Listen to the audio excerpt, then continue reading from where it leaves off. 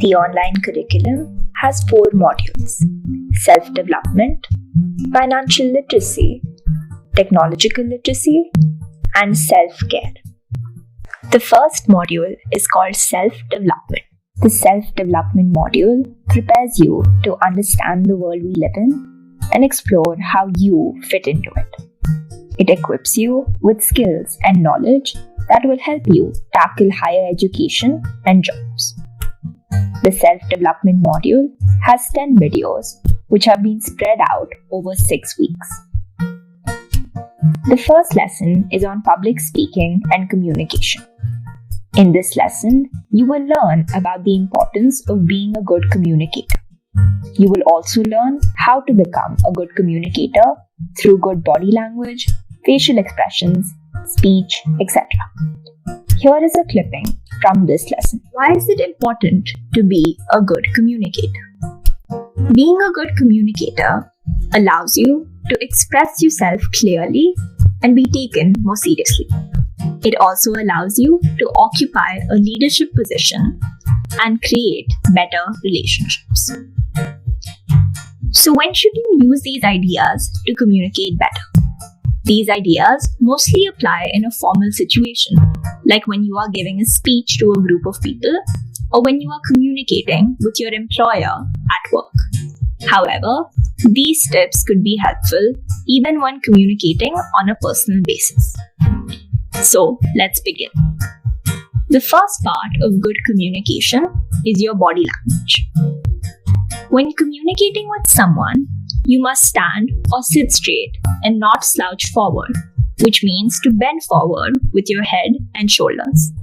You should also not cross your arms or put your hands in your pocket, as that seems like you are being closed off and do not want to talk to the person in front of you. You should feel free to make gestures when talking. This means that you should not let your hands stick to your body and move them around to better express and explain your words like the woman is doing here. Lastly, you should relax. It is important to take deep breaths and be calm so you don't look stiff or nervous. Moving on, the second part of good communication is eye contact and facial expressions. When talking to someone, it is important to maintain direct eye contact. This means to look them straight in the eye and not look at their nose or forehead. It is also important that you don't look in random directions, like looking down or up, as this will distract the person you are speaking to. If you are speaking to a group of people, then move your eye contact from face to face to make everyone feel engaged. Let your expressions complement your words. So don't try to make one expression throughout your speech or presentation. Let your expression go along with what you are saying. A simple smile will make your audience feel more comfortable and at ease. So try and look pleasant and cheerful when communicating. The third part of good communication is clarity and tone.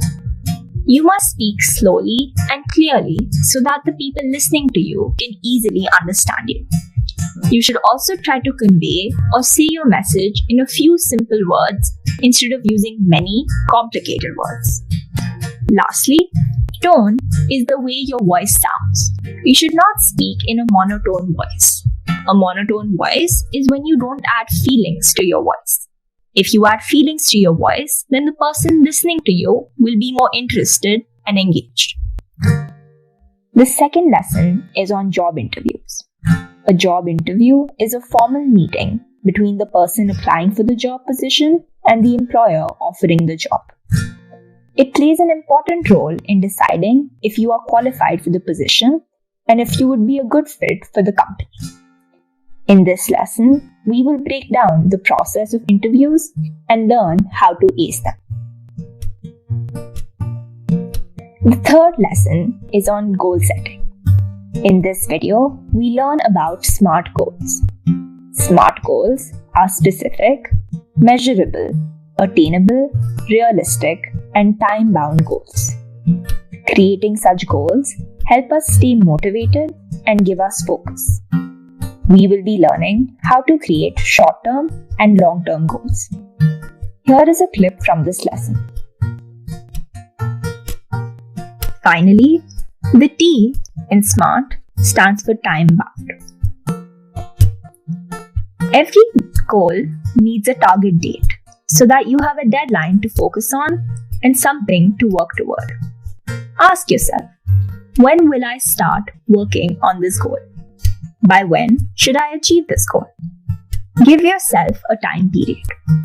For example, if your math exam is in a month, then you could decide to start preparing today and achieve your goal by the day of the exam. Under your goal, you could write time period 1 month, complete by Feb 20, 2021.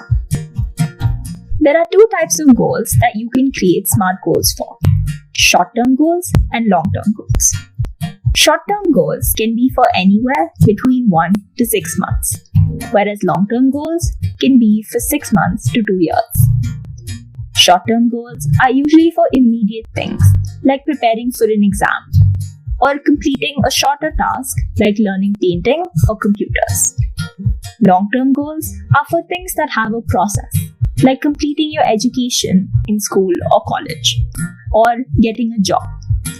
We will learn more about jobs and careers in our next few self-development classes. When creating SMART goals for yourself, you can follow this format. First, you will write a specific description of your goal. Then, how you plan to measure your progress. And finally, the time period for your goal and the date you will complete it on. You must ensure your goal is realistic and achievable, making it SMART. Here is our example goal in this format.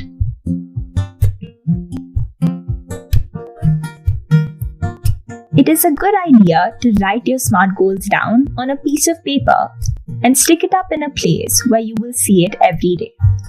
You can also create a schedule for yourself. A schedule is a plan that tells you which task to do on which day. For example, you can say you will study for your math exam every day from 4 p.m. to 6 p.m. Such a plan will help you effectively achieve your goal. The next 7 videos are on career counseling. They teach you about the jobs and careers you can pursue after studying courses like MEC, CEC, MPC, and BIPC. They also talk about general careers you can pursue that are not related to any intermediate group. Finally, they tell you which vocational training or computer programs you can attend to get a job in a variety of fields. Here is a clipping from the computer training course video. Let's learn about what skills are required for various careers and the computer courses you can learn these skills from. Front desk receptionists are responsible for receiving visitors at the front desk by greeting and directing them appropriately. They are also required to answer incoming phone calls, take notes and messages, handle files and bills, and schedule appointments. Receptionists should have good communication and English speaking skills. They should be familiar with office machines like printers. Receptionists must have excellent knowledge of MS Office, especially Microsoft Excel and Microsoft Word. To learn this, students can enroll in the Computer Fundamentals M-Office Internet course. This course is a short-term vocational certificate course and it lasts for 6 months. The salary for a front desk receptionist is 12,000 to 15,000 rupees per month. Customer care executives are the customer's first point of contact for complaints, questions, requests, feedback, or any other needs. These professionals are responsible for managing relationships between the client and the company. Customer care executives should have good communication and English speaking skills so they can follow the scripts when handling different topics. They are also required to keep records of all conversations in the call center database in an understandable manner. To become a customer care executive, you need to have knowledge of customer relationship management or CRM systems. To learn this, you can take a course for 2 to 3 months. They should also have basic computer skills like knowing how to use email communication and Microsoft Office. To learn this, students can enroll in the Computer Fundamentals M-Office Internet course for 6 months. The salary for a customer care executive is 13,000 to 20,000 rupees per month. All the self-development videos can be found in pink on the Project V website. Visit projectv.info for more information. The second module is called Financial Literacy. The Financial Literacy module creates awareness about some very important financial concepts. Learning these concepts will empower you and help you become independent and self-sufficient. The Financial Literacy module has 4 videos which have been spread out over the first 4 weeks. The first lesson is on how to create a bank account. Having a bank account can be a great tool for managing your personal finances and helping you save. In this lesson, we learn the step-by-step process to creating such an account. The second lesson is on interests and installments. In this video, we learn about the difference between simple and compound interest and which one is better to use when. We also learn about easy monthly installments or EMI and how you can make big purchases easily using these. Here is a clip from this lesson. Let's move on to learning about installments. So let's say you are buying a scooter worth 20,000 rupees. You can pay the seller in 2 ways. Either you can pay the entire amount in one go, so you pay 20,000 rupees and take the scooter. But if you don't have enough money at the time of purchase, then the other option is that you pay some down payment and give the remaining amount in the form of equal installments at regular intervals. The third lesson is on how to use an ATM machine. This video takes you through the process of how to activate your ATM card and how to use an ATM machine for various purposes. Here is a clip from this video lesson. ATM stands for Automated Teller Machine. You can make use of an ATM through your ATM card. If it's your first time at an ATM, then you must activate your ATM card. The final video in this module is on how to budget. You learn about the importance of saving money and the various ways in which you can practice saving and budgeting. All the financial literacy videos can be found in green on the Project V website. Visit projectv.info for more information. The third module is Technological Literacy. The Technological Literacy module teaches you how to effectively use a smartphone and utilize all its features.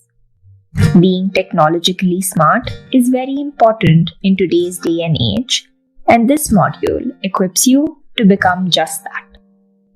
The Technological Literacy module has 5 videos, which have been spread out over the first 5 weeks.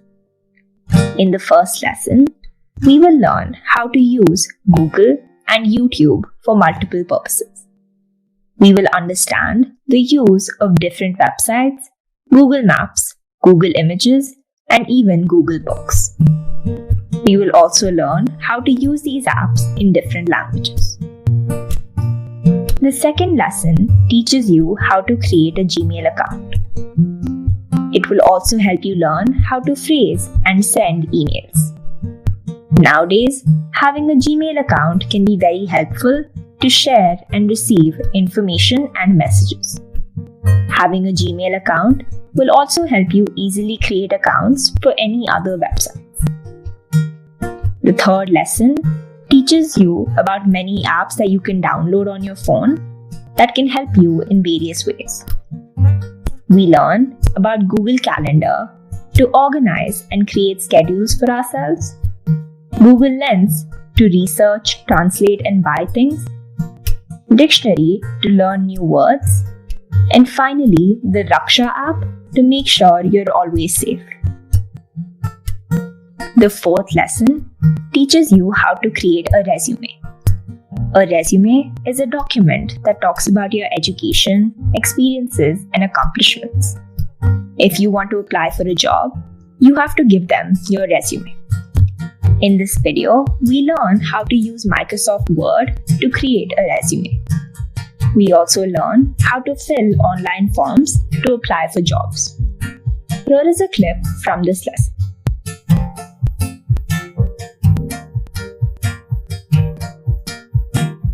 There are 4 components to writing a resume. The first one is your name and contact information. So let's first type down our name. So for example, if your name is Krishnaveni Rella, then type that.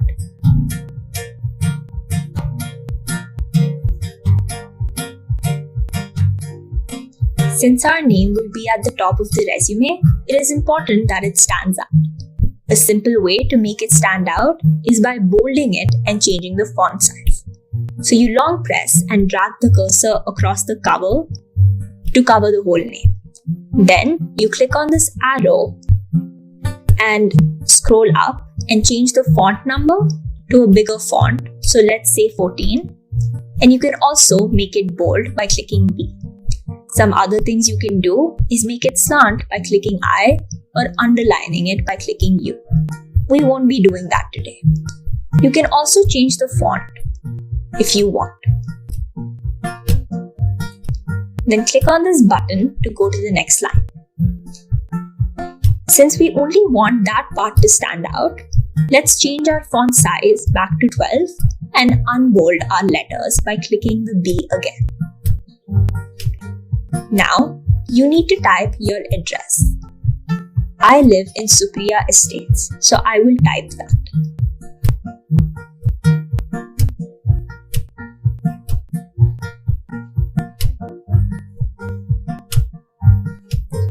Then you type the area you live in.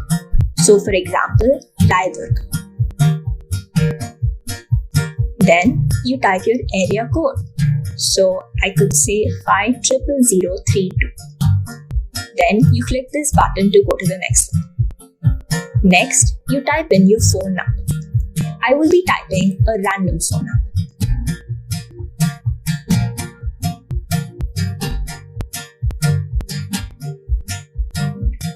Finally, you go to the next line and type your email address. We learned to create email addresses in our second class. If you don't have one, please go rewatch that class and make yourself an email account.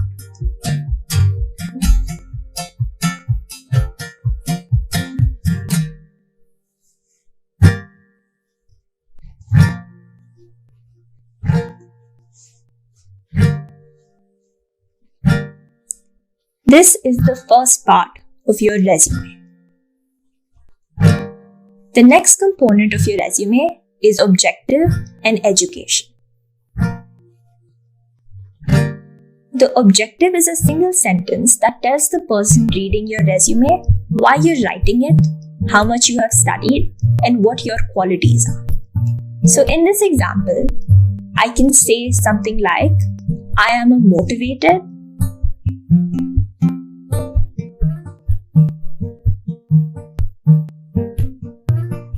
and hardworking junior college graduate aspiring to work in a supermarket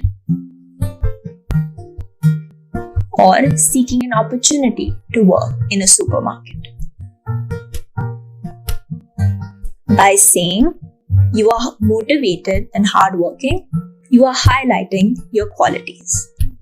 By saying junior graduate level, you are telling them how much you have studied. And by saying supermarket job, you are telling them why you are writing this resume. Now we move on to the education section. Because we are starting a whole new section, we want to make the word education stand out. To do that, we will leave a line by clicking this button here and make education bold. Then we unbold it and go to the next line. Now, when we're talking about education, the first thing you do is write the name of the school you went to. So for example, you can write Government Junior College, Madhura Nagar Colony, Raidurg.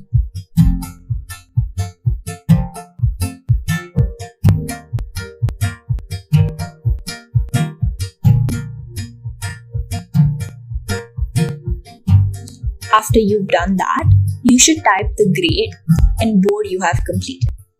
So, for example, you could say completed 12th class SSC board.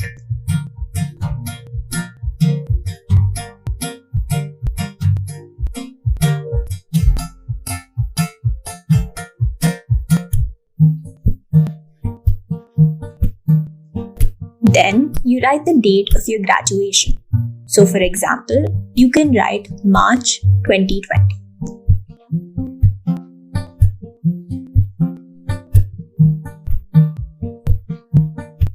And then you write the course you have done. So for example, you could say CEC course.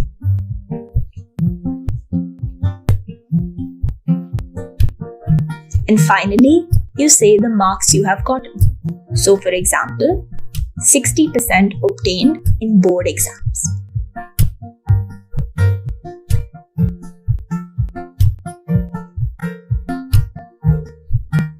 That is the objective and education section of a resume. The final lesson in this module talks about online courses. We learn what a good online course is, the websites you can find such courses on, and how to sign up and attend this course. The video suggests some good courses to sign up for, such as the free King's College London Basic English course. We also learn how to continue to learn in online classes by talking about online class etiquette. Here is a clip from this lesson, Online Class Etiquette, which means rules you should follow during online classes. So firstly, you should always have your camera on to respect your teacher and the time they are taking out of their day to teach you. You must also mute your mic until you are asked to speak to make sure you do not disturb the ongoing class. You should also log into class 2 to 5 minutes early to respect your teacher's time. Additionally, you should concentrate in class and remove any distractions from your environment. Even though you are at home, you should give your classes the same focus as you do at school. Lastly, you should take proper notes just like you do in school. You should also sit at a desk or a table while taking these classes instead of sitting on your bed. All the technological literacy videos can be found in blue on the Project V website. Visit projectv.info for more information. The fourth and final module is called Self-Care. The Self-Care module consists of lessons on both physical and mental health. We learn how to take care of ourselves and by relation, how to take care of those around us. The Self-Care module has 5 videos which have been spread out over 6 weeks. The first lesson talks about eating healthy. Eating healthy can have many benefits for your body. In this lesson, we learn about the many food groups that exist, such as fruits and vegetables, dairy, starch, etc. We discuss how to make sure you are eating the correct quantity of food from each food group in order for you to remain healthy and happy. The second lesson is on exercise. Exercising prevents diseases and health conditions as it improves the strength of all the systems in your body. In this video, we learn about the different exercises you can do on a daily basis, as well as what to do before and after exercising. Here is a short clip from this lesson. Exercise. Some things to remember when exercising are it is important to always start and end your daily exercise routine with a few minutes of warm-up and cool down. Never jump straight to exercising as this will cause you to get cramps. Warm up and cool down means to do a little stretching. This will give your body time to get adapted to the workouts. so you can stretch your arms, your legs, your torso, etc. If you don't know how to stretch, you can look up videos on YouTube like we learned in our technological literacy class last week.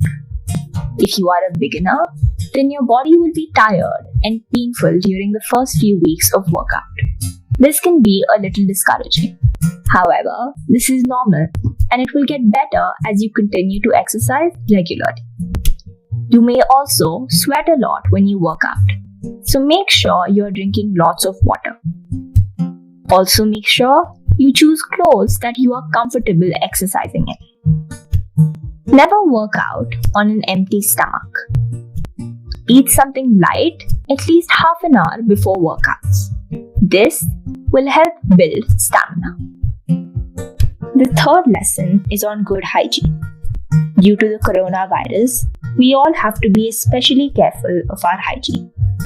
In order to do this, we must wash our hands, use hand sanitizer, practice social distancing, and cover our nose and mouth with a mask. The fourth lesson is on managing your stress and maintaining your mental health. We will discuss some ways to do this in this lesson. Here is a short clip to manage your stress. Everyone has stress. It is a normal part of life. You can feel stress in your body when you have too much to do or when you worry about something.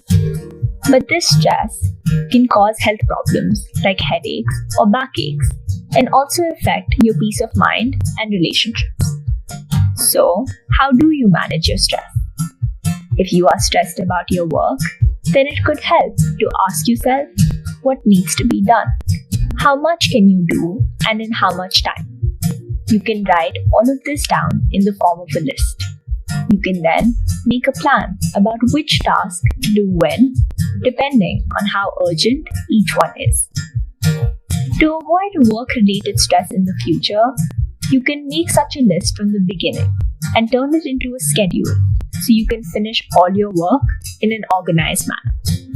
The last lesson in the self-care module and the online curriculum is on breaks and hobbies. Taking a break can be very beneficial for you and your work, as it can help your well-being and productivity. We will learn about several activities to do during your breaks. We will also discuss some hobbies you can cultivate in your longer breaks. Here is a short clip from this video. Taking breaks between 15 minutes to 1 hour is a good idea. Here are some suggestions for how to spend your breaks. Take a walk. Going outside to get some fresh air is great for your energy levels. Try walking to somewhere with nature. Being in nature can help you de-stress and relax your mind even further. Stretch. Your body may be tense from the anxiety of studying or working. You are also probably working in the same position for hours together. Taking some time to stretch will help you release your body's tension. Have a snack. Snacking on something healthy can help you boost your energy levels. The right kinds of snacks will improve your concentration, boost your ability to focus, and make you more productive. Almonds, fruits, or even chocolate can make great snacks. Tidy up. It's hard to focus when your surroundings are a mess. So take a moment to clean up the clutter in your room during your next study break.